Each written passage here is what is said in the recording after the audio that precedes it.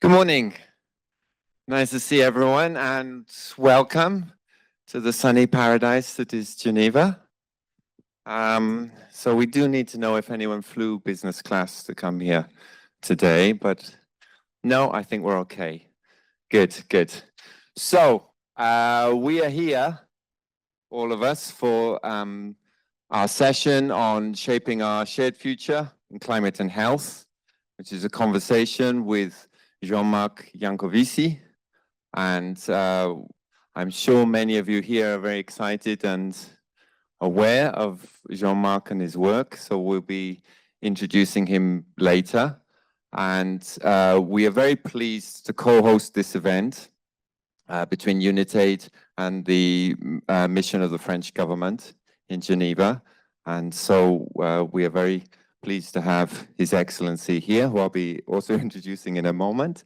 And we will have a panel discussion, and we have a chance then, hopefully, for some question and answers from the floor. We do have people joining us online, so welcome to them. But just to point out, the questions will be restricted to those in the room, because there are very many of you probably with very many questions, and we're already a little bit behind time, but I think we will make do. So we're really looking forward to a good conversation today about something which is maybe slightly overlooked or new to be talked about, because we're used to talking about climate change in regards to big business and in regards to personal carbon footprints. I did my own personal carbon footprint yesterday, and I found that I'm producing 9 tons of carbon dioxide a year, which is enough to fill this room twice, and which means that's quite a lot of hot air. And I also, but it often doesn't mean anything to us, and it's quite sort of, it's hard to pin down exactly what a ton of carbon dioxide is. So maybe we're going to learn something today. I found out that my 9 tons of carbon dioxide is the equivalent of driving around the world twice, or the equivalent of eating 60,000 bananas, or the equivalent of eating 400 kilograms of cheese. And I actually really like that's probably the main source of my carbon footprint personally. So very pleased to have everyone here. I know we have guests from within the Global Health Campus. I know we have guests from permanent missions. I know we have guests from international organizations. And I know we have a lot of people who are just very interested in the climate health debate and in learning and seeing what we can do. So I'm going to move on with no further ado. And I would like to welcome His Excellency.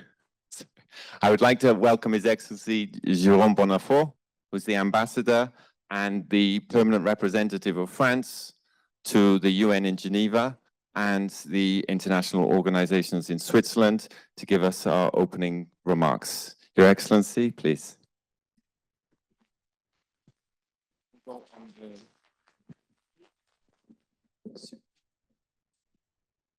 Does it work? It seems to work. Well, thank you very much for your introduction, and welcome to all of you here in Geneva in the UNITAID beautiful hall, which is shared with some other organizations, probably in order to limit the CO2 imprint of the organization. It so happened that I have a very old relationship with Philippe Duneton, because we were both engaged in the creation of solidarity mechanisms for the South, under the guidance of exceptional people like President Jacques Chirac, like Professor Gentilini, but also leaders like Kofi Annan, like Thabo Mbeki, Nelson Mandela, Tony Blair, and even George Bush, to imagine, who had a strong appetite for solidarity with Africa. He had his paradoxes. And the other link that I feel in this room is the link with climate change, because it so happened that I was with President Chirac when he went to Johannesburg to deliver a statement on climate change, and to engage a little bit more the global community against climato-skepticism and on the search for practical solutions against climate change. And I remember vividly a conversation with Mr. Jancovici when I was advisor of the Prime Minister Edouard Philippe a couple of years ago.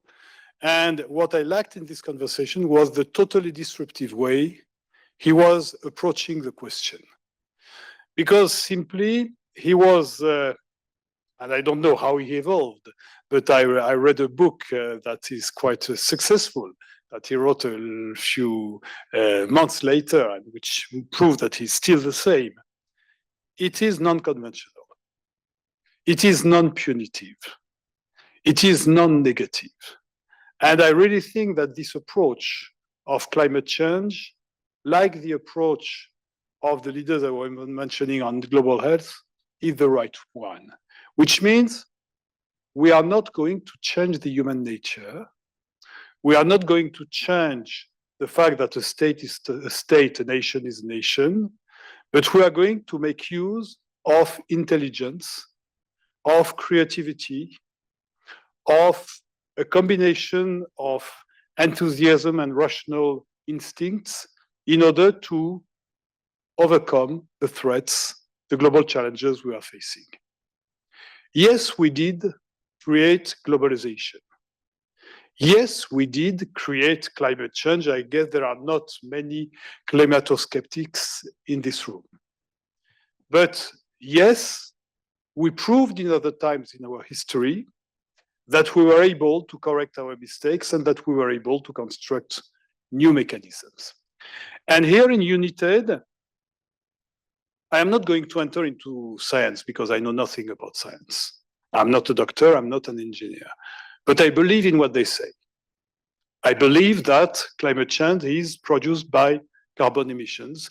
I believe that diseases are not God-given, but virus-given or bacteria-given. Yes, I believe that, and sometimes genetics. And so I believe very much that it is our intelligence, our capacity to cooperate, which is going to give us some solutions. And what is interesting with UNITAID? UNITAID is the search for mechanisms by which you accelerate the distribution of progress worldwide, overcoming the shortcomings of market mechanisms, challenging national frontiers, so that the combination of self-interest and solidarity makes those solutions available to the most vulnerable rapidly.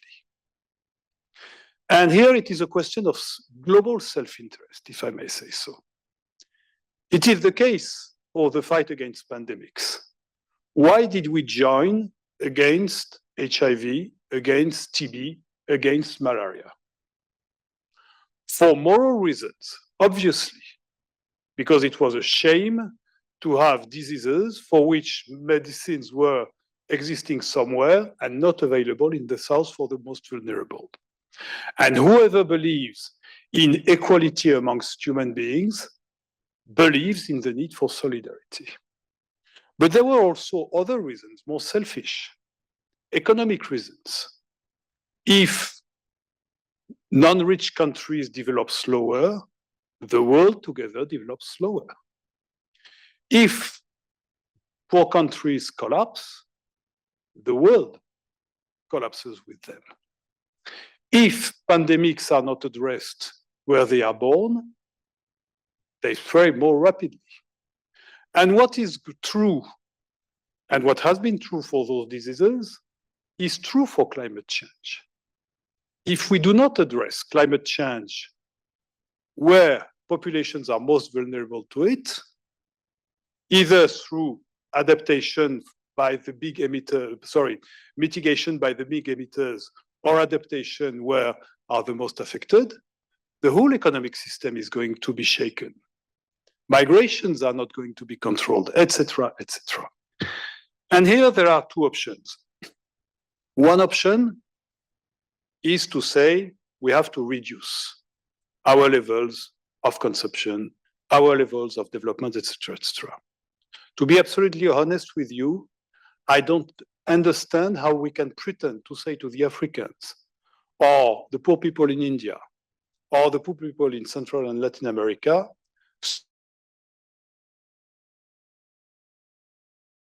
because we have to fight climate change. This equation doesn't work. Therefore, we have to find an equation through intelligent distribution of finance, of technology, of capacity to have decarbonized economic growth. And here comes the idea of UNITAID. We have to develop mechanisms by which we accelerate the transfer of what allows an industry to be in the south and to be decarbonized. How do we do that? It is a big challenge. And there are no easy solutions, but there are solutions. If you look, for example, at a negotiation on a treaty which makes some people skeptical, but which I believe is important, the treaty on pandemics. There is a very important discussion on intellectual property rights. Industries in the North say, if you have technological transfers of those inventions, then we will cut our benefits, we will not be able to invest, and scientific progress will collapse. Yes, but the South does not know how to have access to those inventions if it is at the price of the markets of the North. Therefore, we have to build mechanisms. Licensing, compulsory licensing, voluntary licensing, whatever. We did it against TB, malaria, HIV. Why not? We did it against COVID. Why not against other diseases? And why not against climate change? And here there is political resistance in many countries against this idea.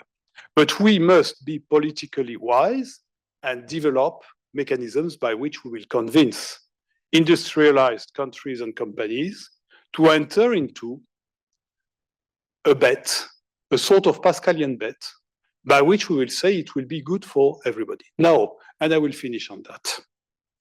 We are at a moment of tsunami, geopolitical tsunami. We don't know where we are going.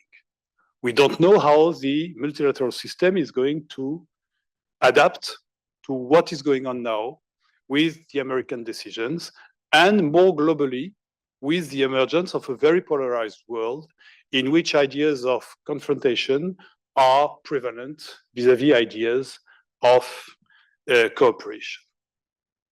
Here, I suggest that we do two things, and France is extremely committed into that. First of all, we have to calculate how many countries and people are benefiting from this confrontation.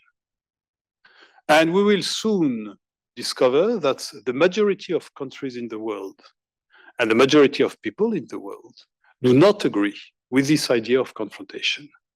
But will they be strong enough to join forces and to construct a global coalition, if I may say, for the protection of multilateralism? And to say that if they unite in United Nations, in coalitions, in whatever, they will be able to have a strong voice. Second question we have to address: how do we make ourselves stronger in order to be able to confront those who believe that they are the strongest? How do we join forces in terms of capacity to develop treaties, capacity to raise funds, capacity to encourage innovation, capacity to cooperate North and South, in order to make sure that the cooperative spirit is going to be stronger than the confrontational spirit? What I can tell you is that France and Europe have been, during the last few decades, at the forefront of promoting ideas of cooperation and solidarity. We are not going to give up. Our president, our governments are decided to continue in that way. And we believe very much that on very concrete actions, such as the fight against climate change or the fight for global health, we will do our best to continue to deliver. But now I am very, very excited to listen to this conversation. And I thank very much United to have organized this panel and to give us this opportunity. Thank you very much.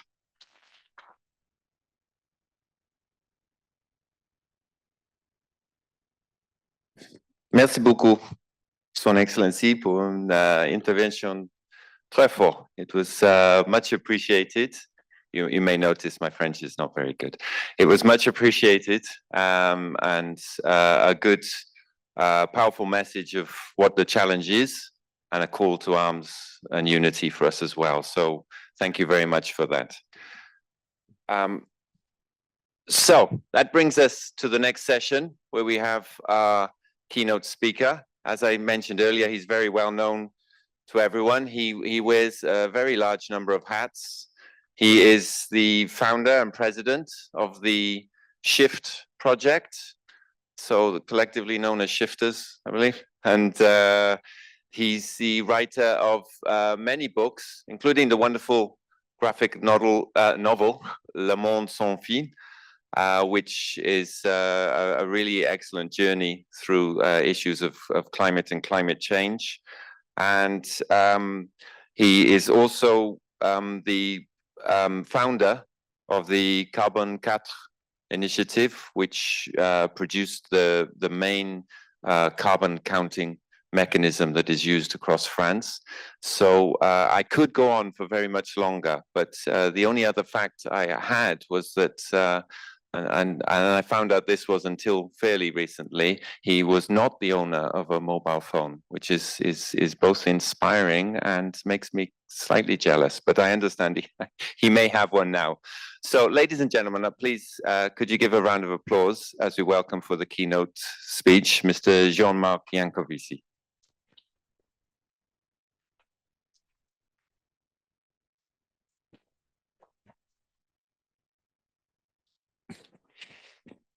Thank you very much. I don't know whether you know this expression that we have in France, which is a Scottish shower, douche écossaise. That is an expression that we use when you have alternatively things that are very different. So I'm going to tell you things that are very different from what you just heard. And basically, it's going to be much more cynical. I hope that in 1 hour, you won't regret having entered this room. What I will basically explain is that climate change is a side effect, an unavoidable side effect of development. And what I will also explain is kind of, in the future, we'll have to manage more trouble with less means. Basically, that's the general trend that I believe will take place. And so what you are just witnessing today with the, I don't know how to call it, the awkward behavior of the new US president might be, unfortunately, a sign of the times and something which is, just a kind of forward for what is going to take place afterwards. What I'm going to explain right now it will be in 2 parts. The first one is a reminder of the known consequences of climate change. I'm not going to go through the mechanisms of climate change because I don't have the time. I know that half an hour is a very long time when you have to save a life, but it's a very short time when you have to explain what climate change is about. So I will not explain what climate change is. I will explain briefly a number of consequences of climate change, and then I will also elaborate briefly on why have we been stupid enough to call on fossil fuels if they are such a pain. And actually, if we did that, it's for a very, very, very good reason. And giving up fossil fuels is basically giving up a number of things that we just don't want to give up. That's the problem. So, first thing about climate change. The first one that I want to recall is that climate change is very, very, very old news. Here you have something which has been taken from a New Zealand paper 1 century ago. 1912. I hope that there is no Kiwi in the room, otherwise I'm going to go into trouble. Generally, they're fit and large. But in 1912, we can't say that New Zealand was at the center of the world science. Okay, and still, climate change was already known there. As you can see on this little article, at the time, it was already known, and actually, it has already been known for 1 century at the time.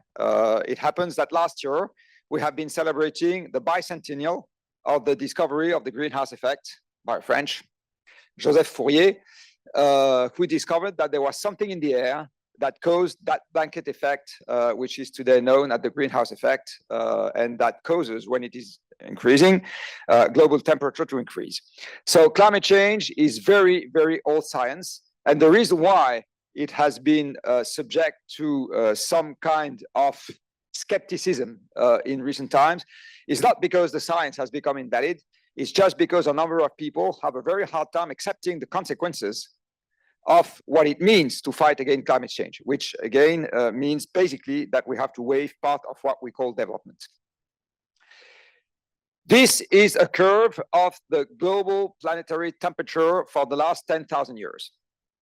The 0 on this graph is a reference temperature, which is basically the temperature of the pre-industrial times. So you take an average from 1850 to 1900, all over the world, all the time, okay, for the 50 years. And that is your reference point. It's what it calls the 0 on this graph. And what you can see is that for the last 10,000 years, the global temperature of the Earth has changed by only a fraction of degree Celsius. This is the reason why we're in this room. Because if the temperature had changed a lot during that period, humanity could never have settled and developed agriculture. And you wouldn't be in this room, I wouldn't be either. You would have saved 1 hour, so would I. But the reason why we're in this room is that because for 10,000 years, the global temperature has been remarkably stable and has enabled a humanity which didn't have at the time the means that we have today to settle and develop agriculture and constant agriculture over a long period of time. Okay. This is what happened before. For the 10,000 years that took place, before, the planet went out of the last ice age. During the last ice age, the picture that you can see on the bottom left is what France looked like. Switzerland looked like a glacier at the time, because Switzerland that basically mostly buried under ice, which is why now you have all these valleys, you know, that are very wide, that have been shaped by glaciers at the time. And it's actually in Switzerland that scientists discovered that there had been ice ages on Earth because of rocks that had been, you know, carried by ice.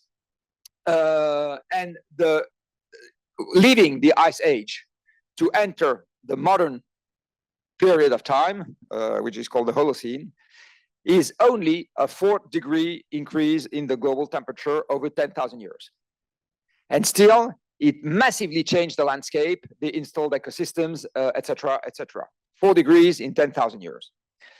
This is what we have done during the course of the 20th century, and we have not witnessed today all the consequences of that increase, even though it would stop today.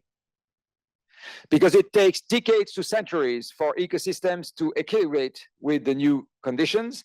It takes millennia for the ocean to equilibrate with the new temperature. So it takes a long, long, long time for the environment to equilibrate with new temperature conditions.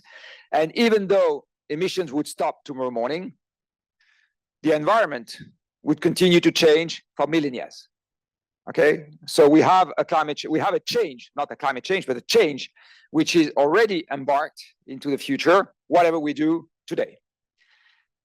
And this is what we would do if, let's say, emissions peak in the middle of the 20th century.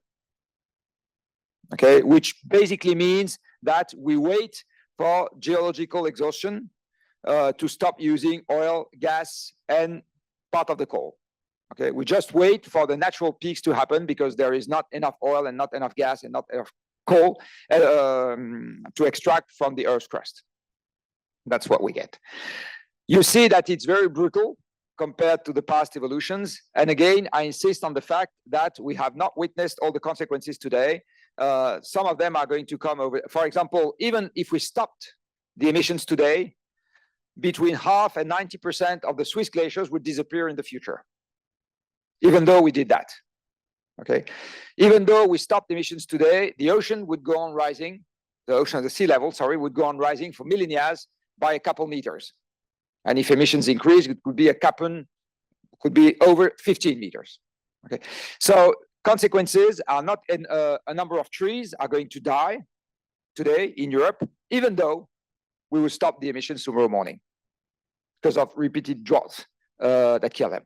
So that is something which is very important. We have a tendency to believe that consequences follow briefly what happens regarding emissions, but it's not true. Okay, there is a lag. So regarding consequences, a number of them. This is the first one that you are directly involved with. It's the number of days with a possibly deadly combination of heat and humidity in the future. What you see on the top line is what happens if the temperature increases by 2 degrees in 2100. And the bottom line is what happens if the temperature increases by 4 degrees in 2100. Okay. On the left, it's 2050, and on the right, 2100. And the color shades correspond to the number of days in the year when the external conditions are possibly deadly because it's too hot and too humid. And if the temperature is too hot and too humid, your body cannot evacuate its heat, neither through contact with the air, because the air is too hot, neither through evaporation of sweat, because if the humidity, is too important, you just cannot put extra water vapor into the atmosphere, and you cannot evaporate your sweat, and therefore you can cool your body through evaporation of sweat. And if you are put for too long into these kind of conditions, you die of hypothermia and dehydration, actually. So you can see that in 2050, there is more than 1 billion people, a number of them in the zones where you take action, that would be possibly confronted more than 1 day out of 2 to external conditions that are possibly deadly.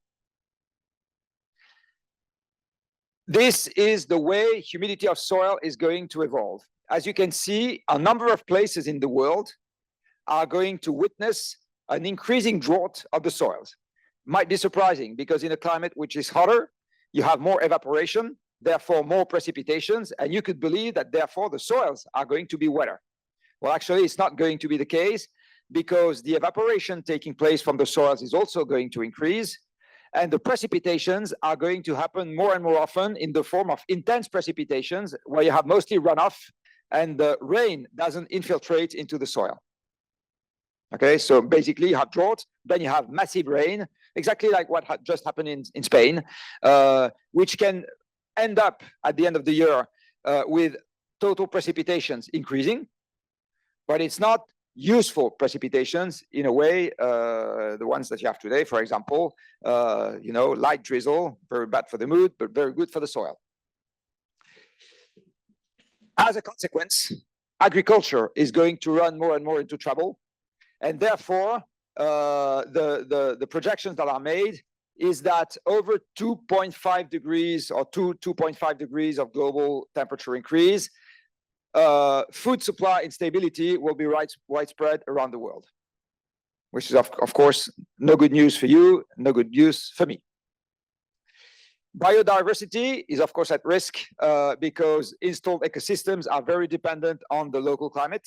And if you change the global climate, you're going to change all the local climates, and that is going to pose a threat, an additional threat, I would say, to biodiversity, which is already put under threat, under pressure by deforestation, by excessive predation, by pollution, by etc. But climate change is going to add an extra toll on biodiversity. Here you can see that at 2 degrees of global warming, 80% of the places which are of high interest for biodiversity will experience significant to massive losses. This is an example for France on the prevalence of trees, actually beeches here, but it's going. You can extrapolate that to all the other species. And on the left, it's places where you find beaches today, or where you found beaches in the 20th century. Blue to red is the probability to find a beach, which is increasing. And you can see that in a century with a 2-degree scenario, there are lots of places where you won't find beaches anymore because it's going to be too hot, too dry. And that simulation doesn't take into account the competition with other species and basically mainly viruses, insects, etc. Fires are going to increase, forest fires. Well, I'm not going to elaborate on that in many places.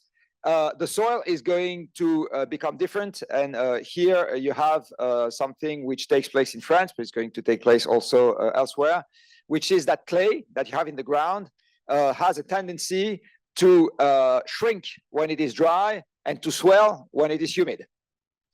And when you have alternatively periods of droughts and periods of intense humidity, it swells and shrinks and swells and shrinks, and the buildings that you have on top, on the soil, begin to crack. Okay.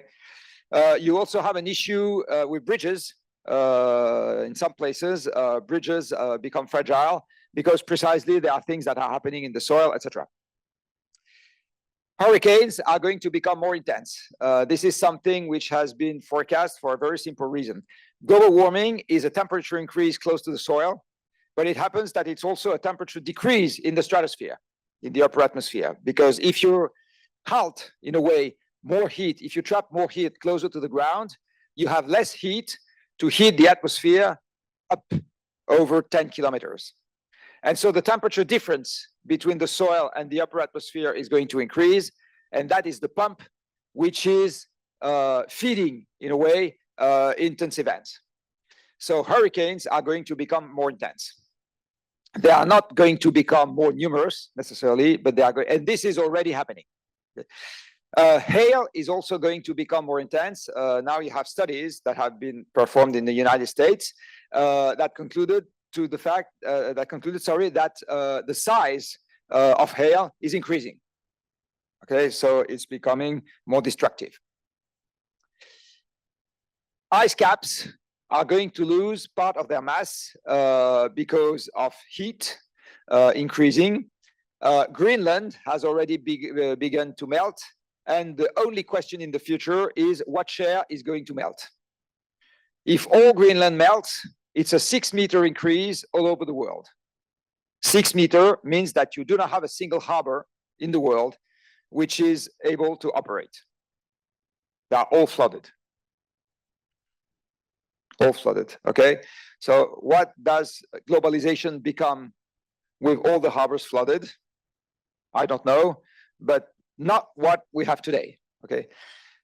It's, of course, the time scale that we are looking at for this phenomenon is a matter of, is a couple of centuries. So it's not going to happen next week. But the finger on the trigger is today. Okay, so if we pull the trigger, it's going to happen in the future, whatever we do. And the trigger, we have to pull it or not pull it in the coming decades, basically. Which is why the sea level is going to increase by, I would say, a meter, more or less, in the century to come. But it could be more than 10 meters in 2 centuries if we are in a high emission scenario. Okay. A 10-meter increase also means that a large fraction, if not a majority, of the coastal cities are underwater. A fraction of Florida, that's then good. No, sorry, fraction of Florida, but you have also all the region, for example, of Bangkok, which would be underwater. You have a number of coastal cities. I don't have all of them in mind, but become underwater. I do not have a graph for that, but you might have heard the fact that the Panama Canal has already begun to decrease the rate or the frequency of boats crossing the canal, because the rain that feeds the lake Gatun, which is giving the water for the passes of the canal, the rain has already decreased, so you have less water, so you can have less ships that go through the canal each day. Okay, So that's a funny example because nobody could have pictured that kind of consequence 5 years ago.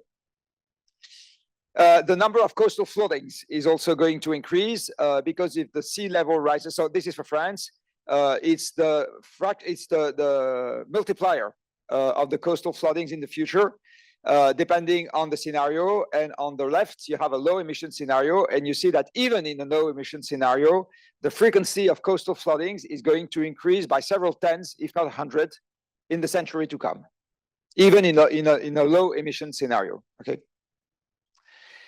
There is a risk of collapse of the AMOC, the overturning circulation that takes place in the Atlantic, because if climate change is strong enough, you will have a significant melting of Greenland that brings fresh water into the ocean, and fresh water, is less dense than the salted water of the ocean. And in order to have that overturning, you need the water in the surface, on the surface, to be more dense than the water below. And if you have fresh water coming on the surface, the water is not dense enough to sink and trigger the AMOC. Okay. Another phenomenon which is going to take place is that we'll have less sea ice in the winter, and the formation of sea ice is producing extra salt into the water that doesn't freeze. Okay, and that extra salt is also making the seawater particularly dense, and it is causing it to sink. So a number of phenomena can happen, which can trigger the collapse of the AMOC, and that already happened in the past. Last time it was roughly 10,000, 12,000 years ago. And if that happens, the climate of the countries that surround the Northern Atlantic Basin is going to dramatically change. Okay. The ocean is going to become more acid because a fraction of the CO2 that we put into the air is taken back by the ocean. And when you put more CO2 into water, it makes it acid, which is not going to be good from marine life, which is already threatened by other pressures. That's for you. The diseases that we experience today are going to change because of climate change. Basically, what we see today is that the biodiversity of pathogens increases with temperature. Okay, when you get closer to the equator, you have a wider variety of diseases that you can catch. And if the global temperature increases, it's going to change the pattern, it's going to change the nature, it's going to change plenty of things regarding these diseases. For example, there are already studies that explain that dengue fever or yellow fever have zones that change because of climate change. You have vectors that change places because of climate change, etc., etc. So this is going to be something new. And this is true for people, but it's also true for cattle. It's also true for plants. It's true, actually, basically for all living organisms. Because we have settled in a stable climate with plenty of resources, in a changing climate with no more, if less, resources, there are going to be extra pressure coming on human societies. And you know in that room that when you have extra pressure on societies, there are political destabilizations. So climate change is also going to trigger political destabilizations through food problems, through resource problems, and it's actually already happened in the past. For example, what is called the Arab Spring that took place more than 10 years ago has a part that is due to climate change. Basically, there was a huge drought in Russia, which is a major exporter of cereals. And the price of cereals in 2010 went to the sky.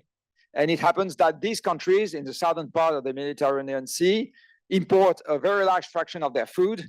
And that year, they just couldn't face the rise of the price besides the aftermath of the economic crisis that we experienced in 2009. Okay? And that directly caused hunger riots, because that's what it was. Sorry. And that's a well-documented example, but there will be more. Okay. Something that you can see also is that you have a growing number of forced weddings in the countries where you have major environmental disasters in Asia. That has been well documented in Pakistan, for example, and in a number of other countries. So I don't know whether you call that a political destabilization, but it is a kind of destabilization. So there will be, I will say, unhappiness caused to societies with the danger of having major cracks following that. The last sentence is the more important. We are performing an experience which is a first of a kind. Okay, never before have we applied climate change to a humanity of 8 billion or 9 billion people that live in settlements. Never before. So the only certainty right now is that we'll have surprises. That's the only certainty. We'll face things that we didn't imagine before. So get ready, because we'll have surprises. Why do we have climate change? We have climate change because humanity decided in the past to use more and more fossil fuels. This graph shows the energy use of humanity for the last century and a half. A century and a half ago, 1860 on this curve, most, if not all, the energy that humanity used was renewable. So, by the way, 100% renewable world, we know perfectly what it is. It's the world that humanity lived in for all the period that went from our apparition on Earth to a couple centuries ago. So there is absolutely no issue about the fact that it's possible to live in a 100% renewable world. Is that world including planes, international organizations in Geneva, socks that cost €1, etc.? I'm not sure. Actually, I'm definitely sure of the opposite. But is it possible to have human beings living in a renewable world? Yes, because we're here. So that's a certainty, okay? But the life expectancy at the time was 30 years. And what we call poor countries today are extremely rich compared to what was the standard of living of a French peasant 3 centuries ago. Okay, extremely rich. So we are coming from a renewable world, and we have carbonized the world. So the good question is, why have we done that? Have we been stupid? Or was there a very good reason to do so? What you can see on this graph is that all the energies that we use in the world today, they pile on top of each other.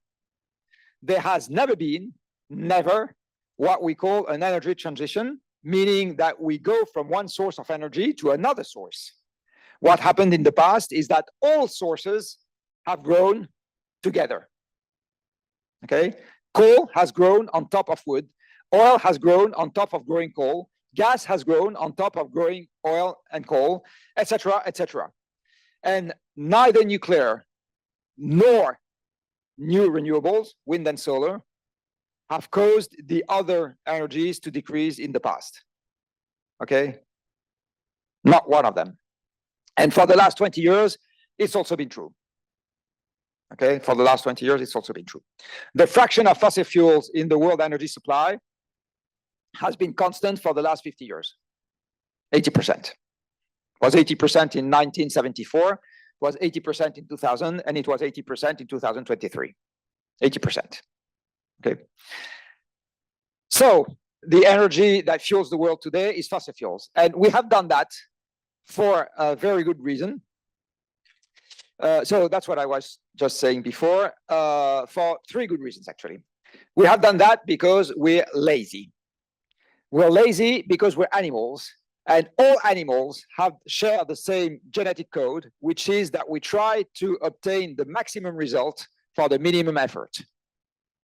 Okay, that's why your cat is sleeping all day around, and that's why you prefer to drive a car or take a bus than to walk.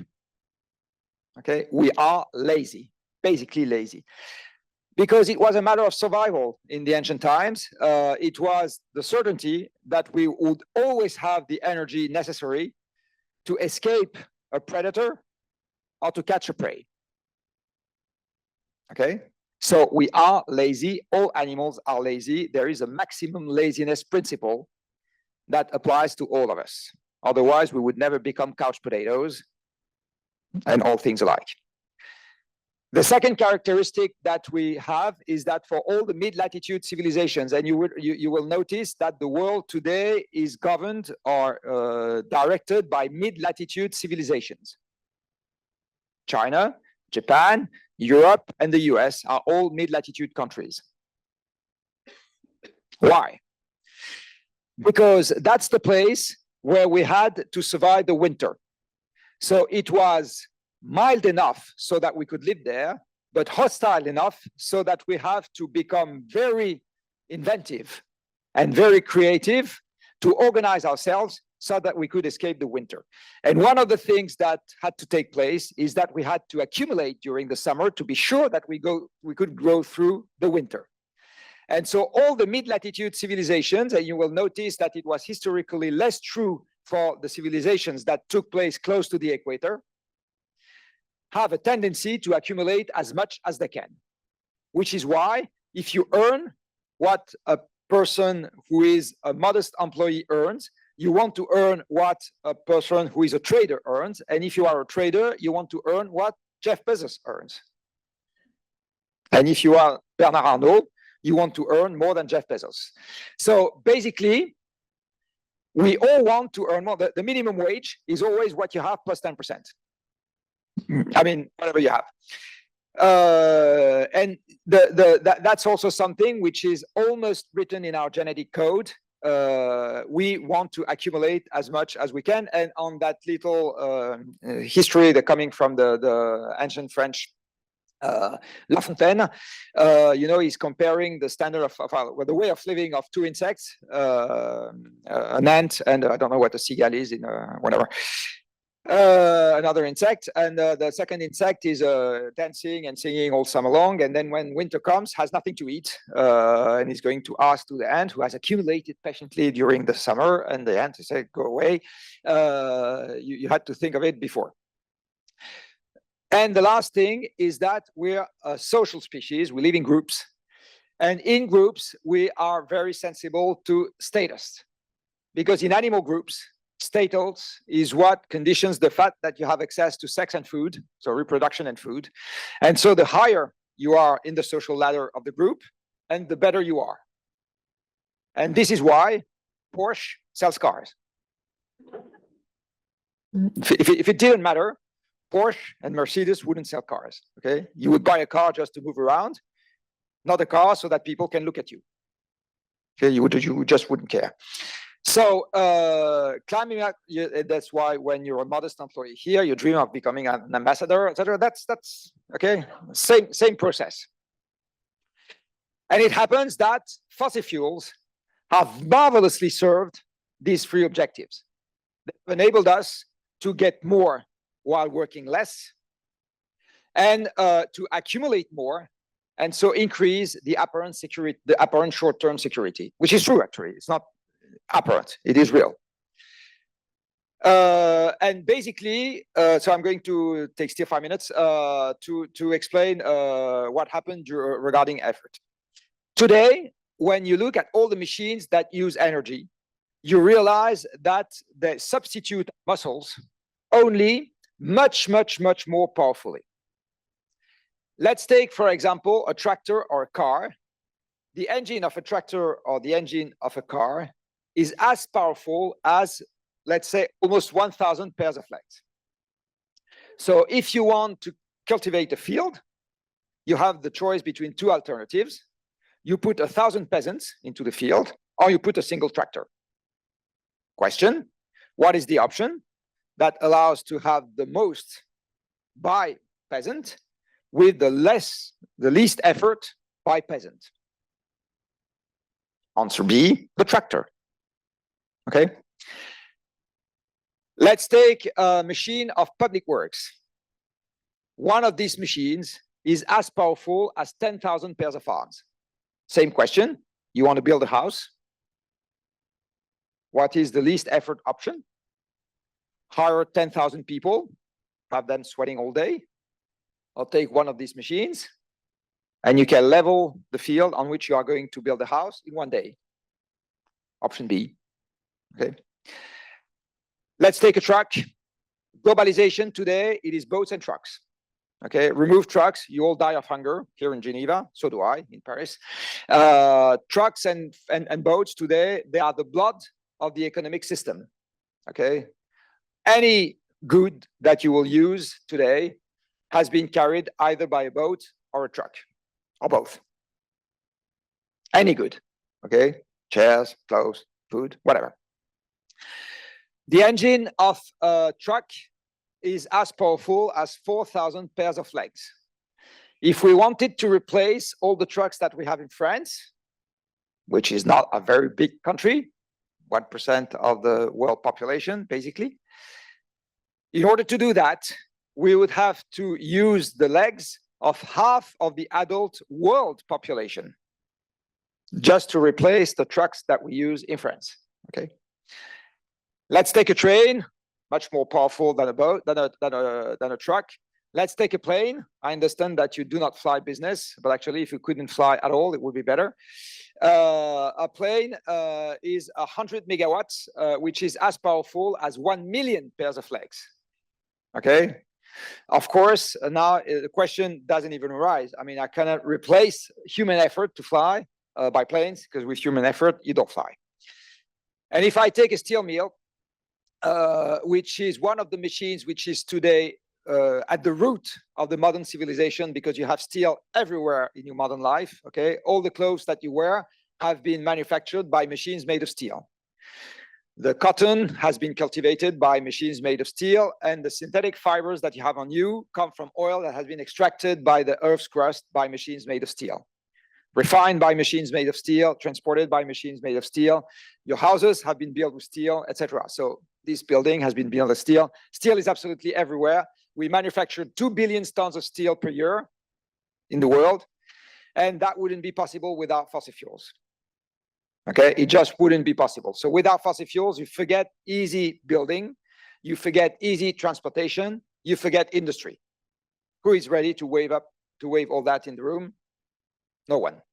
Okay, which means that you all favor coal, all of you, including me. So these machines, they are so powerful that they save plenty of human effort, and development basically is saving human effort. It's also increasing life expectancy, but that comes first from saving human effort and preventing us from a number of external aggressions. So basically, the machines that we all use today, they have turned all of us into Iron Man or Iron Woman. That's what they have done. Our Iron Man costume is all the machines. So World Without End has been translated into English. Actually, it's been even adapted into English because the units in the World Without End are the imperial system units. So this is what our Iron Man costume really looks like. It's all the machines in the world that work for us. And if you look at the combined power of all these machines, at any time of the year and any time of the day, provided they get their energy, which is their food, of course, energy is the food of machines, they multiply at any time of the day the power of the muscles of humanity by a factor 200. Okay, so basically, machines multiply our muscles by 200 on average in the world. That is development. That is development. Would we have development without these machines? The answer is no. Would we have as many machines without fossil fuels? The answer is no. Will we have as many machines without fossil fuels? The answer is no. Will we have development as we mean it today without fossil fuels? The answer is no. Can we have development as we mean it today without climate change? The answer is no. No.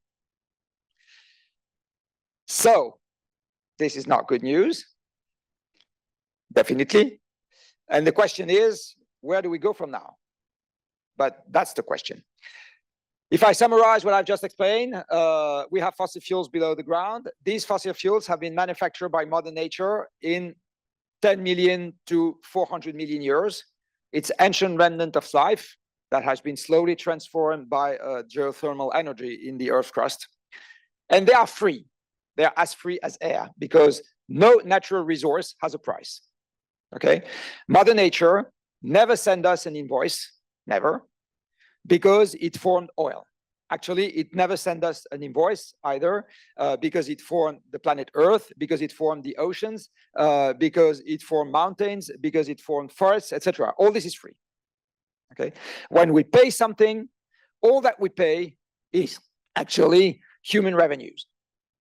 Money only represents human time and human capital, but not natural resources, never. So oil is as free as air, but much easier to use than air. Which is why in the last centuries, we have left renewable energies that were not that easy to use, not very concentrated, etc., to go to fossil fuels, which are much more concentrated, which have been naturally concentrated and are naturally ready to use. And that has been done by Mother Nature in tens of millions of years for free, And because they burn, they're unable to power machines that transform all the rest of natural resources into things that we consider more useful than raw natural resources. And obviously, eating with a fork is easier than eating with a handful of iron ore. Okay, if you do not want to have spots on your tie, it is much better to have a fork than to have iron ore. And fossil fuels, they have also enabled actually all the changes that have followed the fact that we have machines. Because machines work for us, we have more free time.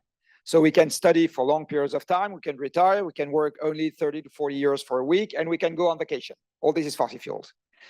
Because of fossil fuels, we do not need peasants anymore, so people can live in cities and have industrial or service jobs. Okay.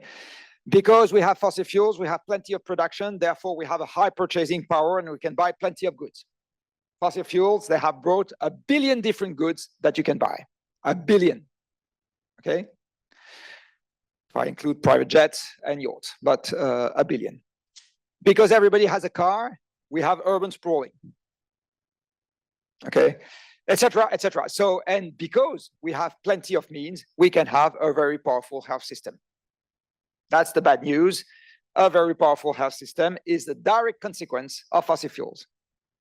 No fossil fuels, no planes, no extra budget, no etc. What does Unitate become? My belief is that you should look thoroughly at this question, and probably much more thoroughly than you do today.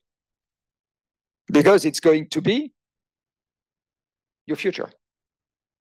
Okay. And the two pressures that, well, actually, we have a number of limits to this wonderful system. The first that you know by heart is climate change that I've just elaborated on. But another that you should think about is that oil, gas, and coal are not infinite. Again, when it takes 10 to 400 million years to form oil, gas, and coal, you cannot extract more and more from the Earth's crust forever. You just cannot do that. Okay, actually, mathematics impose that is going to do something like this. Okay, it's unavoidable. It's a mathematical theorem that I can still demonstrate. So that is, and regarding oil, actually, at today, the maximum extraction was in November 2018. When you look at statistics, maybe it's going to be overcome in the future slightly. Not sure. And if it is, after 2030, it should decrease sharply.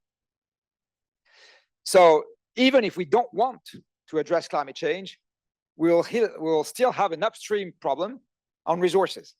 Okay, like still, and that upstream problem in Europe has already begun actually in 2007. When you look at the energy supply in Europe, it has begun to decrease for reasons that have nothing to do with climate change, nothing to do, since 2007.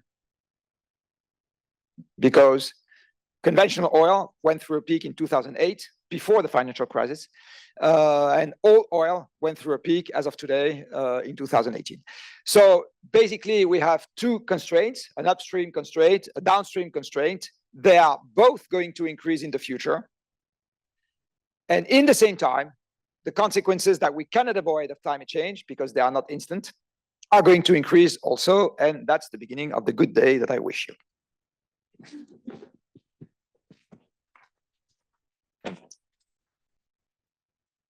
Thank you very much. Well, that was, please, thank you, Jean-Marc Jancovici. That was extremely stark and sobering, especially to see it all at once. And I'm sure many of us know many of those aspects, but many of us have also learned something from that.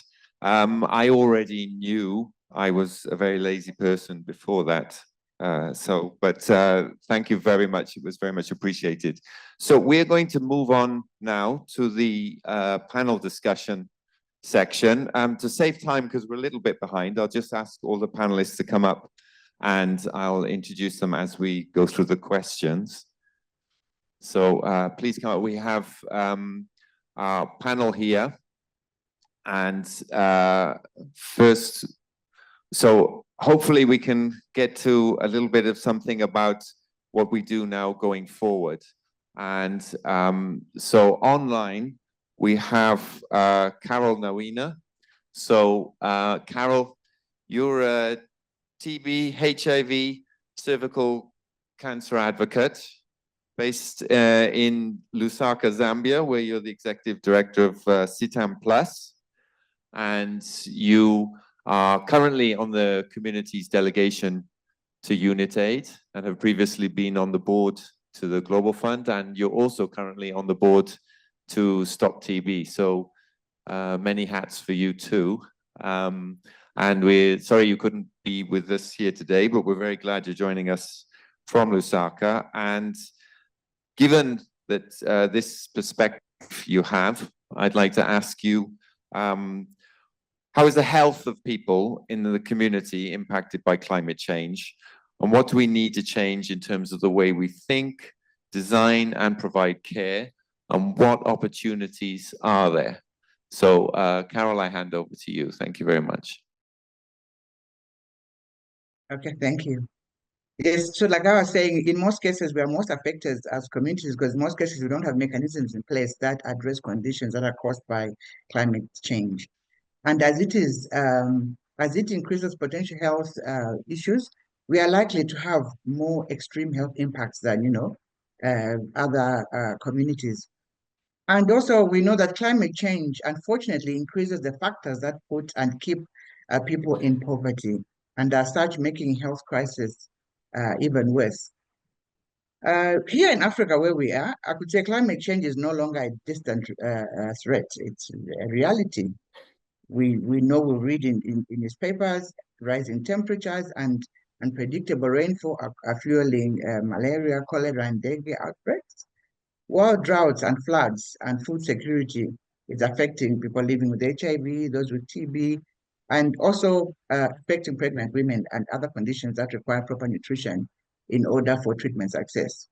It has also caused the breeding cycle of the mosquito to change, including the biting times.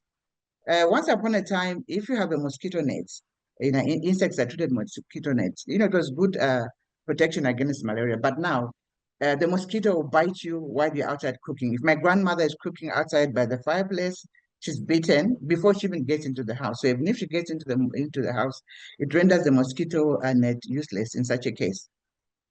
In the past, we've also seen disruption in access to healthcare services. I'll give an example of what we saw with the last tropical cyclone, Idai, which is one of the worst tropical cyclones on record that affected Africa and caused catastrophic damage in Mozambique, Zimbabwe, and Malawi. What they did this time was people were given a multi-month dispensing of antiretroviral therapy, and then also long-acting ART per day that could increase the effect of natural disasters on continuous care and access to life-saving medication. So you also asked me, like, what do we need to do to change and maybe the design of private to provide care. So while healthcare systems adapt to climate change, they too must also look at reducing their own environmental impact. Some facilities don't have proper power sources, and we work with diesel generators. I'll give an example here in Zambia. At the moment, we haven't had enough rain, so we haven't had proper power for the last 1 year. In a day, for example, where I stay, we have power 3 hours in a day, and sometimes that power will come at midnight and go at 3 a.m. So you find that most of the health facilities are using diesel generators as well as other people. So it would be better if, let's say, for example, the health facilities could invest in solar energy and sometimes also lack efficient waste management. This is burnt everywhere. My mother lives near a health facility where every time people in the neighborhood are always getting chest infections because of burning the waste. So we must invest in climate smart, heat stable treatments and sustainable packaging to ensure medicines remain effective in remote high temperature settings, while at the same time minimizing waste. For those products and systems to function, they need to be adapted to the communities who use them and the settings where they will be used, because the settings will be different, and it's important that the communities are engaged. However, I'd like to note that when we talk about mitigation and adaptation of health commodities, like long-acting ARVs or decarbonized DTG, by making them climate smart and including stringent criteria on climate-friendly procurement, we strongly, as communities, believe that access consideration should always come first, and climate impact considerations coming in second. So for us, we advocate for health and climate action rather than climate and health. I would also like to point out that we need point-of-care diagnostic tools that will be stationed in those remote areas, because like we heard from the previous presenter, that sometimes the bridges, the bridges break. So there are areas where we work where people cannot go to the other side because the rivers have flooded. So if we can have these point-of-care tools that can be in all these remote areas, we must also focus on affordability as we do that. More critical when more communities will be exposed to the impact of climate and disasters and need the medication. But as we do this, we should also remember out-of-pocket expenses will continue to be high. Looking at the opportunities, we've heard from the previous speakers again that we as communities are just victims of climate change. But we should above all be put at the center of the solutions, at the center of the response. We saw this working for HIV, where the people affected by HIV themselves, people living with HIV themselves, created demand and actually got treatment. Treatment came in early because of the affected communities themselves. So we should do this as well so that the communities who are directly affected are put at the center. We can also look at locally led healthcare innovations, which can strengthen both resilience and sustainability by ensuring that health services are adapted to local needs. These needs will be different, so they should be adapted to local needs, climate realities, and resource constraints. These innovations improve access to care while reducing environmental impact of healthcare delivery. Communities, again, I'd like to emphasize this, communities must be an essential part of the response. That's why, as our delegation on the board, the communities will always advocate for the necessity to involve affected communities and civil society as early on as possible in the definition of issues at stake, the design of the approaches, and as agents of change within our countries and our communities. Because sometimes you find that communities are brought in really at the tail end. By then whatever has been worked on is something that might not be accepted by communities or work in our communities. So we should be put at the center of the response throughout the process. Another area would be integrated service delivery and surveillance. These are critical at the community level, including the need to share, again, the information with the communities directly so that they know what is happening in the communities. I think as I conclude, I'd like to say that to truly protect public health in the face of climate change, we must act now. I think we did hear that again from the presentation. It's important for us to act now by strengthening climate smart health systems, reducing emissions, and ensuring that solutions come from the most affected communities. Putting affected communities at the center of the response is important.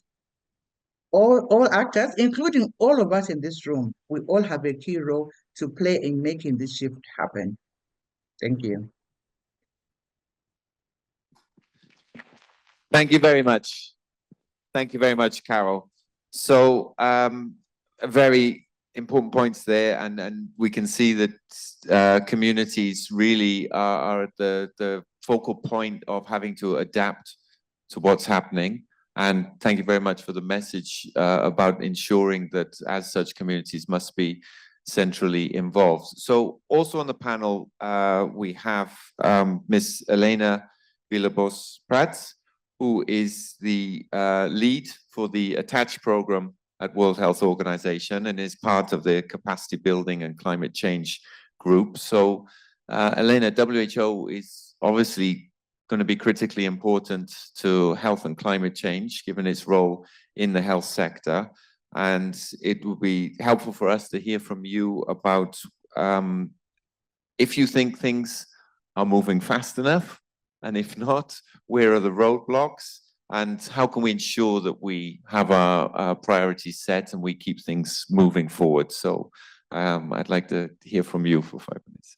Thank you for the question, and thanks for inviting WHO to be here. I think I was inspired by the presentation by Mr. Jancovici. So I think I will change a little bit what I was going to say. I think for us to judge whether things are being fast enough or not, we should look at both the upstream discussions and what is happening on the grassroots level. And I started following the negotiations in COP 2016, so a while back. And at the beginning, I was just amazed. Oh, this is so important. Everybody's here. All these people are just saying the right things. They're negotiating. And as you become more used to the discussions, basically you realize that this is really a sociological experiment. And that basically there are so many interests that it's difficult to come up with an agreement at this national level. And even, I mean, specific countries are repeating the same remarks after 15 years. But I like your point about the social instability in a sense, because even countries like China, who has been basically on the spot for many years for the emissions and how fast they were growing those emissions, they face a lot of social opposition and due to air pollution. And basically they implemented a lot of what we consider healthy policies that managed to basically decrease the exposure of people in China to these dangerous levels of air pollution. So I think if you look at the macro, I think things, of course, are not happening fast enough. But in a sense, I mean, this change is going to come inevitably also because there are many things happening at lower level. From WHO, we've been working on this, in my case, 16 years, and others much longer. And we were really bothering everybody at the beginning, just climate change and health is important. Nobody was listening to us, nobody. And what we see today is basically there are so many voices and so many important voices talking about the issue that we think something has changed. And basically, I am the lead for this platform that is called the Alliance for Transformative Action on Climate and Health, that was established after COP26 because the UK, as president of COP, was promoting initiatives on climate resilient and low carbon sustainable health systems. By then, we got 50 countries committing to increase action on climate and health. And basically, we were surprised also to see that countries were prioritizing not only resilience and adaptation, but also decreasing their emissions in health sector. As of today, we have 93 countries who have committed, and the challenge that I face in my job is basically to find a space for everything that is happening to be showcased. So from national level, regional level, NGOs, there are so many good experiences and things happening that for me it's difficult to really find a mechanism to be as inclusive as I should be. And one of these partners, of course, is UNITAID, which are doing an amazing job, really shaping the market and promoting equity also in access to these climate smart products. So I think it's excellent what they are really doing. And basically, yeah, for me at this level, I can see that irrespective of what is going to happen to multilateralism and to all of us, I mean, there are many things that are happening that are a reason for hope, even in the political interesting time that we are living now. Thank you very much. Thank you. I'm aware that we are hitting the time we said, so we're going to extend by 15 minutes, and we'll see. Hopefully, we'll get some time for questions from the floor, maybe one or two. But thank you very much, Elena. Thank you, WHO. And so, Vincent Bretin, you are the lead for health and climate in UNITAID. And so, as an organization like UNITAID focuses on access to health information, how can we, maybe responding a bit to Elena's question, how can we fully integrate climate into the thinking, programming, and operations of what we do as organizations, rather than trying to reach for examples? Thank you very much, Matthew. And I was about to talk about the journey of UNITAID, but I think hearing Jean-Marc Jancovici this morning, I think we realized that we're at the very, very beginning of this journey, and I think you're challenging us to think more ambitiously about what that future. So I think that's a point well taken. But our journey started a few years ago. It's a journey that we've taken with all of our staff, with our leadership, with our board, with many, many partners. And what I'd like to illustrate is just a few concrete steps we've been taking at different levels, at the strategic level, at the programmatic level, and at an operational level. At the strategic level, I think when we started to look at climate change, it felt a little bit like this morning's presentation, daunting, many issues, many problems. Many of those problems are things that we cannot do anything about as an organization. Many, maybe we could do something, but we're not best placed.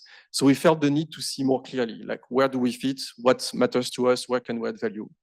And in light of that, we've done two things. One was to develop a strategy in climate and health specifically, and this is where the climate smart products came into shape, and saying we not only want products that are good for health, people, and equity, but also products that deliver in terms of carbon footprint, so low carbon, products that are resilient, products that are responsive to the need of communities, and we just heard several examples from Carol, and products that are locally adapted.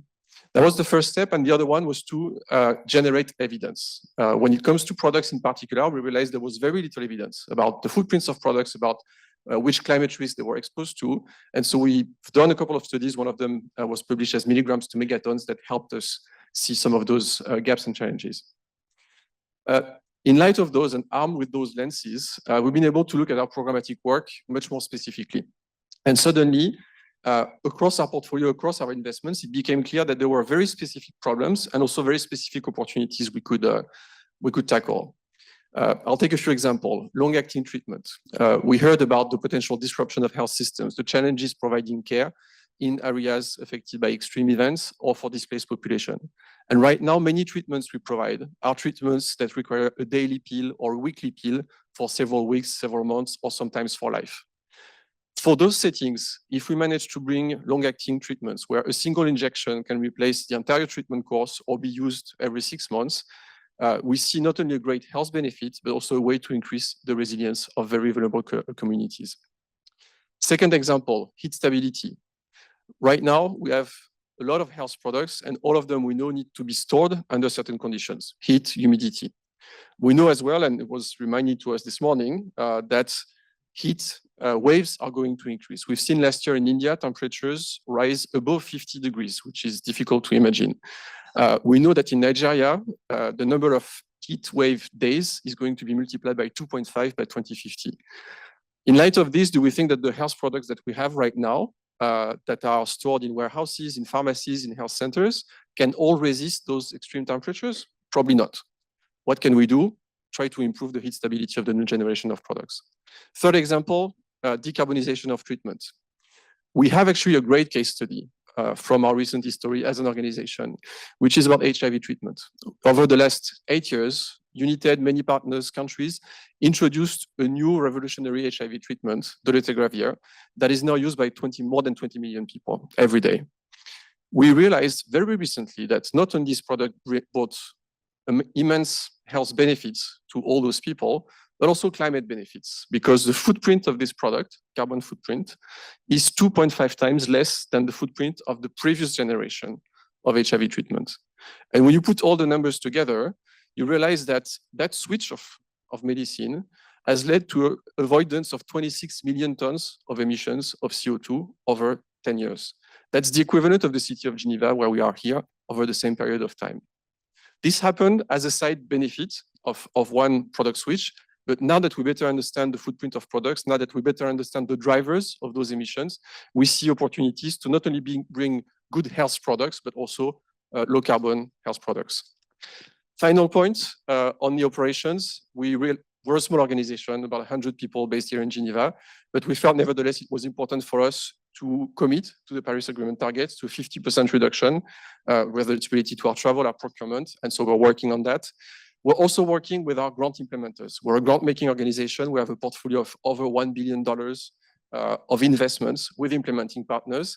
And for the last couple of years, we've started to work with all of them to help them accelerate climate action and reduce their own emissions. I think we're short on time, so I'll stop here. Thank you. Thank you very much, Vincent. Jean-Marc, you've heard from communities, you've heard from global organizations. Just very quickly as we come towards the close, I'm wondering whether anything strikes you or there's anything you'd like to respond to. Another thing that we are very accustomed to is habits. I forgot to mention it, but that's also built in our genes. And what the new context brings us is that it forces us to quit or wave.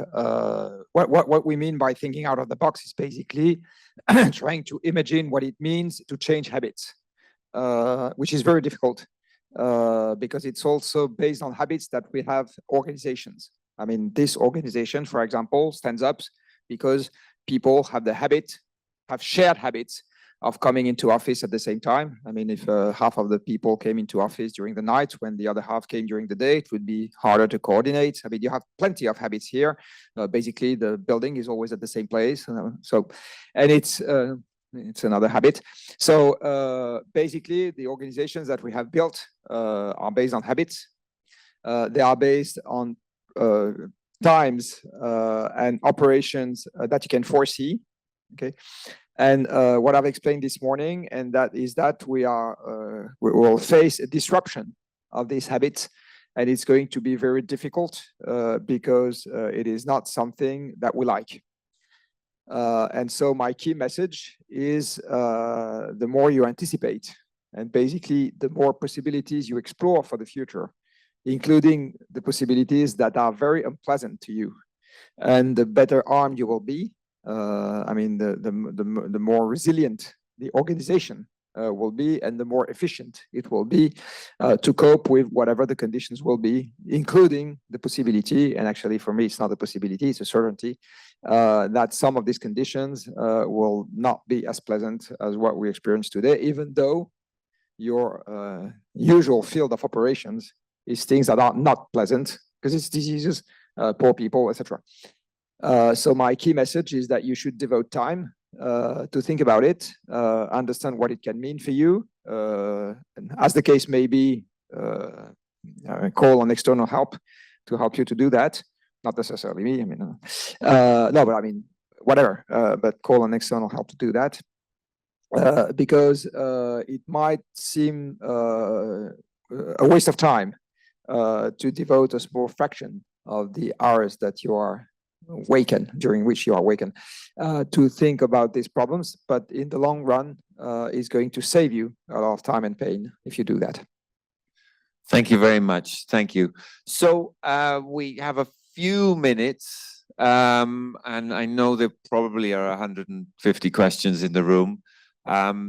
So we will take, we can just take a couple of minutes to have, if there's 3 questions we could take. There's a hand up over there, but we will only take 5 minutes for this session. And if the questions can be quite succinct, if we can take all 3 at once, and then we'll see if we can answer them or not in the time. So there's one hand over here. Is there one from this side of the room? There's one hand here. One more opportunity for a question, or we just take the two. I'll take the gentleman here. So I'll come to you too. Thank you. I'm Nick Darabos, health representative from Croatia, responsible for WHO. Thank you for the organization of this unique presentation, and to colleague Jankovic for the valuable informations. But I would like to ask you, based on experience of Croatia, we proposed last year the new resolution, and it was adopted by Assembly of WHO on the health emergency preparedness strengthening related to the disasters and natural hazards. We found, recommending different activities to countries, from infrastructure, health workforce, to the IT technologies usage during the disasters. Everything is theoretically fine, but then we are coming to the next question: how to improve implementation at the field, how to raise awareness of countries, especially low-income countries, that they should invest more in preparedness. That is the reason why we are asking if we are aware of all these different climate influences on the health service, on standard procedure, how we could use this political moment to raise preparedness at the national levels. Thank you. Thank you. I'm going to take the second and third questions. Thank you. Thank you. I'm Audrey Albertini. I work as a project manager for the pandemic threat program at FINE. Thank you for the interesting panel discussion. My question is very simple. It's about disruptive change, and we will adapt to change. So as internal organization, could we push for policies to limit the travel, international travel, because it means the driver of emission is a plane. So could we collectively agree to really limit the travel? Because this is not something we want, but this is something we need. And I want my daughter to live. I want my granddaughters to live in a world where they can thrive. Thank you. Okay, and the last one. Yes, my name is Francisco Carvajal. I work at the Mission of Chile here in Geneva. Monsieur Jancovici, I have seen various other conferences you have made. In one of them, or at least a couple of them, you have mentioned that in order to achieve, to reach the objectives of the Paris Agreement, we would have to have a COVID crisis like every year in order to degrow from around 5% a year. However, I was looking at the figures of France, your country, for last year, and there was a reported decrease of carbon emissions of minus 5%, even though France growth was positive, a little bit more than 1%, I believe. So how do you explain this paradox? Okay, thank you very much. So I don't know if we can very briefly answer those. Jean-Marc, I can let you pick up maybe on the last one first. I'm going to briefly explain the 5% decrease. Carbon dioxide is a stable molecule once in the air because it's an oxide, and all oxides are stable molecules, which means that in order to stop the atmospheric concentration to grow, we just have to stop emissions. Okay, we just cannot sweep the CO2 once it's in the air. Part of it goes into the vegetation as long as the vegetation grows, and part of it goes into the ocean. It's just two compartments that communicate, but there it's not something which is granted forever. And so basically, in order to stop the CO2 concentration in the air to grow, we have to stop emissions, definitely stop. Waypoint, in a way, that we must go through is decrease the emissions by 3 by 2050, collectively in the world, which means that means a 5% decrease per year, okay, starting next week. There have been 3 years during the last century in which the emissions have decreased by 5%. The first one is the COVID year. Okay, so you slow the economy enough, then what? That's 5%. But then you shouldn't put the economy back into its previous state. Okay, just leave it there. And then the next year, add an extra 5% decrease, so a new COVID on top of the previous one, etc. So that's what we need. It's minus 5. Another year during which we had minus 5% was 1945. the year that we erased the industrial fleet of Japan and Germany. That's also minus 5%. And 1932, so the climax of the economic crisis that took place in 19 was also minus 5% in emissions. So that's the kind of phenomenon that we should get each year, an extra one each year, in order to have minus 5%. So it's basically going into a war economy, basically, okay, at the world level. If we don't do that, we overshoot the 2-degree objective. The 1.5 degree is already dead. Okay, so we had already 1.5, so that's dead. You can forget that one. And in order to reach to achieve the 2 degrees, you need minus 5% per year. That's putting the world economy in a war economy state. Okay, which is not something which is done today by far. What happened in France is just the fact that the GDP is calculated not with the same limits than emissions. Actually, the carbon footprint of France is not decreasing by 5% per year, and by far. If I take the example of Switzerland, you probably know that 20 to 25% of the world oil consumption is negotiated in Switzerland. You have the largest traders of oil products in Switzerland, Vitol, Trafigura, Mercuria, etc. That's GDP for Switzerland. It is not emissions for Switzerland, because the emissions that arise from this trading, from this trade, take place elsewhere. So GDP and emissions are not calculated on the same basis. So you can have at the country level an apparent decoupling. And then I could also longly elaborate on the fact that the way we calculate GDP today is very debatable, but because it doesn't correspond to a physical growth anymore. But that's the reason why. Thank you, thank you. I know we are really struggling for time, and I know the other two questions they were very interesting, but I think they're also slightly complex in terms of what we can. Now we will have a networking. We will have some time outside afterwards where maybe we can discuss those and at least we note those questions that we can maybe communicate answers later. So, but for now, I do have to close the panel discussion. So I want to thank Carol, Elena, Vincent, and Jean-Marc. And so if we could please have a round of applause for them.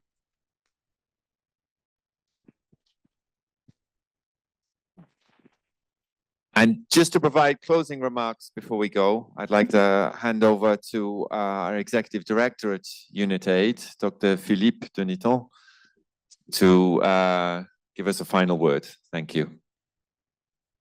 Thank you, Matthew. I know that we ran out of time, so I try to keep it short. I just want to thank His Excellency Jérôme Bonnafont, who was very inspired and remind us the role we play in solidarity. And I just want to say to Carol, but for the million of people in the world that need access to treatment, that we share with you the fact that it's really a difficult situation because of withdrawal of the US funding. We know at the country level how hard, how anxious the people are for themselves, for their children. And it's really, we cannot replace US funding, but we will do our best to support in the interest of the people and the communities. Just want to start with that. This is our core mission. That was also highlighted by Jérôme. Jérôme is a long-term companion in the different fights. He will be also our next, for the French representative at the UN Council in New York in a couple of weeks. So you can imagine he will have to deal with a lot of things, but also health, but also climate change at the highest level. So I think it's always good to have people who have that vision, but also knows from the long term the challenges. I think I'm the worst person in this building to talk about climate change. I have to say I'm a man above 50, a doctor. Frankly, we don't know these things. I have to admit that from a public health perspective, we didn't care for a long time. And why? Because we were facing in my life, started my professional life as a doctor fighting AIDS. I will end my professional career still fighting AIDS, I'm afraid. And in between, frankly, it's, well, okay, we knew that it was coming, but it was not something that we see that the consequences because of the activists that you have in this and the fact that we are supposed to focus in terms of innovation.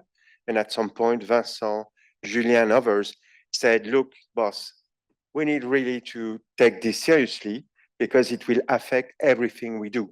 That's why we start to think it's limited, it has small impact maybe, but I think that we shift the way we think. And I think that if you see the demographic pyramid here in this room, doesn't represent the rest of the building.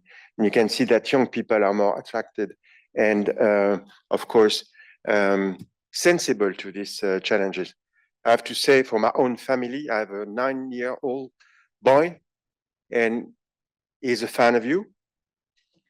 He said one day, hey, Dad, do you know that all the plane in Roissy, people ask about plane, in energy, the equivalent represent 5 nuclear plants. I think it's coming from you. I hope that the scale of the problem is correct. And what I like, I mean, it's that systematic big number that we don't think on a day-to-day basis, the magnitude of this. And I think that, of course, there is a lot of question we ask. There is a question we cannot really tackle today. But the first one is, you know, I'm a doctor, you're an engineer, Vincent is an astrophysician, you know, so we have a diversity here. I will not call everyone here, but we have a way, in common to say, what is the diagnostic, what is the size of the problem, and thinking about solution. And at some point, we all believe that we can contribute to think about solution. But it's not the first time we have been through comment ça s'appelle? La fresque, the fresque we made. And at the end of this, and at the end of listening to you, I said, well, do we have a problem that in fact doesn't have a solution? That's the question I have. The sub-question is talking about development, talking about access in the South. How to push development in the South? Is it realistic to think that we can have with low carbon approach? It's a real question for not only for health, it's for nutrition, it's for economy, this is hard one. And by the way, when you describe the laziness, all these things, which are human behaving, so it talks to a doctor, we are like this. I was thinking also when you present the different activities that it is not in your slide, but I'm sure you will include it very soon, is all the AI, artificial intelligence business, which is high, and we underestimate the consumption of energy of this one. And so it will get worse. So that's how the question. So given the picture you give, given the, let's say, use a polite word, messy situation or catastrophic situation we see in the world, which affect the politics, the economic, the basic moral sense, which seems nobody cares. Nobody cares about the fact anymore. We have all alternative realities. So I think that what we have to do, it's not a solution, is to take the facts for real. And I think that it's a process. I mean, I use that comparison also with the situation we face today in global health. The fact that 0.5% of the support from the US have gone. It's a grief process. So from the denial, which is the first thing that human people are doing, to acceptance. And we have the 5 steps. And we need to recognize that we have all to go through that, through the global health situation and the situation you describe. So again, thank you for spend the time with us this morning. We don't have the solution, for sure. We are committed to do our part, but you know, we represent only 1% of the investment in what we call global health. But in fact, we affect 90% of the response in terms of access. So even if we are small, the decision we will make, will have a lot of impact.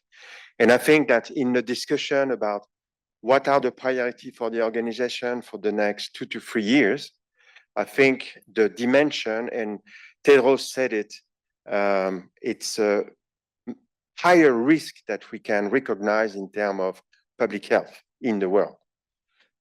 It's so if we realize that, then I think that we have to take action. I think, again, thank the team to put together a really first step of that strategy.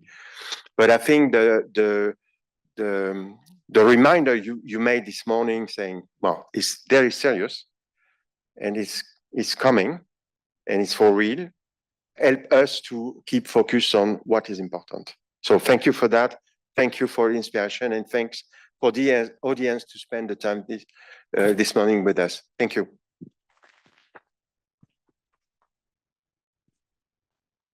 Thank you, Philippe. Thank you, everyone. Please join us in the outside foyer for some brief deliberations and discussions. Thank you very much for coming, everyone, and thank you to the Unitaid colleagues at the back for the help.